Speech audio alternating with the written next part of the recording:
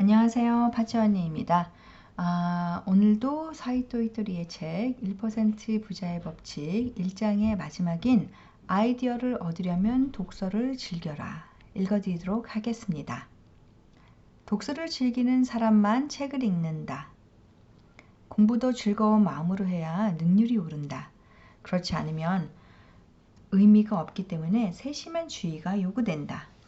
가장 좋은 공부는 독서다. 폭넓은 분야의 책을 많이 읽도록 하자. 단, 책을 읽는 것이 고통이라면 굳이 독서를 할 필요는 없다.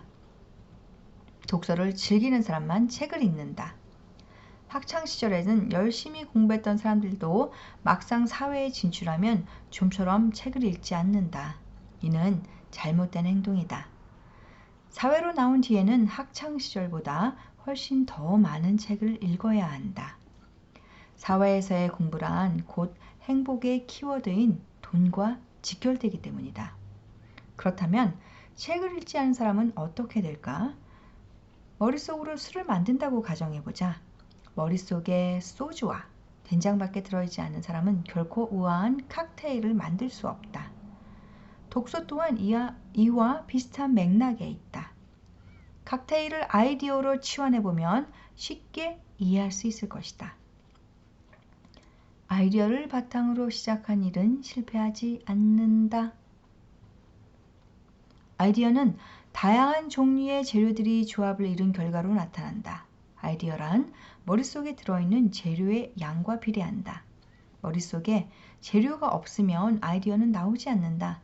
반면에 다양한 재료가 들어있으면 당연히 아이디어는 풍부해진다. 계획은 사람의 능력이지만 아이디어는 신의 능력이다.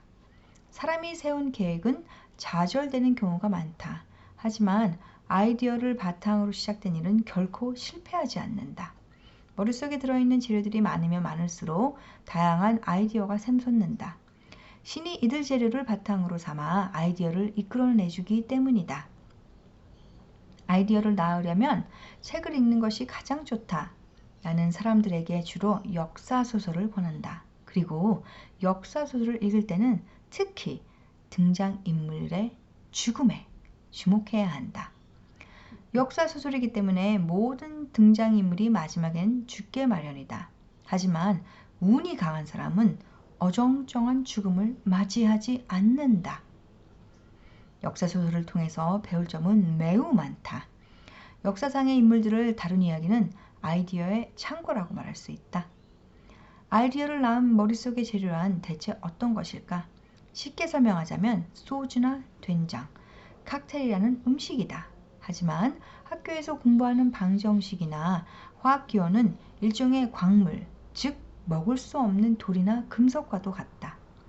사회에 도움이 되는 것이 아이디어인데 이것을 낳는 재료는 광물이 아니라 유기물에 해당하는 음식이다.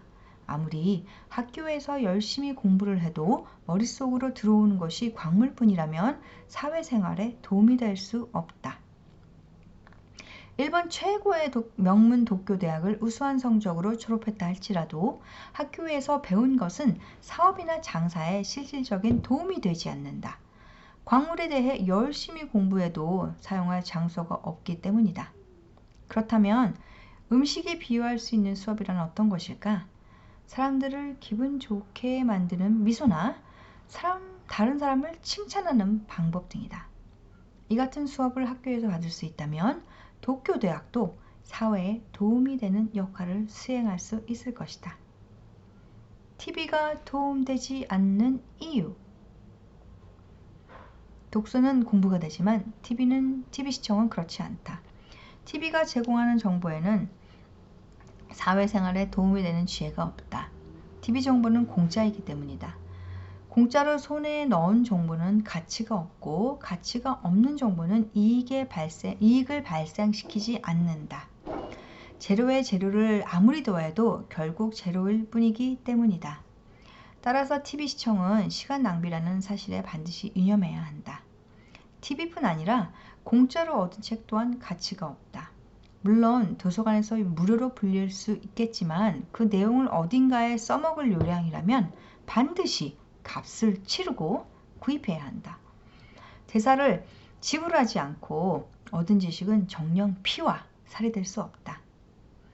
어쨌든 최근 들어 독서 인구가 많이 줄어들었다. 하지만 이 같은 추세는 어쩌면 절호의 기회로 작용할지도 모른다. 지금부터 책을 많이 읽으면 다른 사람보다 훨씬 더 많은 재료를 머릿속에 입력시킬 수 있기 때문이다.